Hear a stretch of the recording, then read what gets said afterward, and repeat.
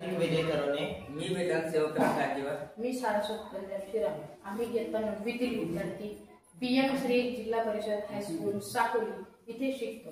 आम्ही विल्सन या उपक्रमात सहभाग घेतलेला आहे आणि आत्मनिर्भर भारत या थीमनुसार आम्ही हा प्रोजेक्ट बनवलेला आहे. आमच्या प्रोजेक्टचे नाव automatic street light electricity saving project हे आहे.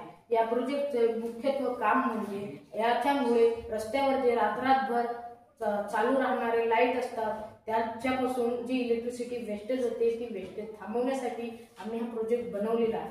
या प्रोजेक्टमध्ये आम्ही सेन्सर लावलेले आहेत जे ऑब्जेक्टला डिटेक्ट करून ऑब्जेक्ट जवळ आल्यावर लाईट चालू करतात आणि ऑब्जेक्टला गरज नसल्यावर किंवा ऑब्जेक्ट दूर गेल्यावर लाईट बंद करतात. असे आता आपण बघू शकता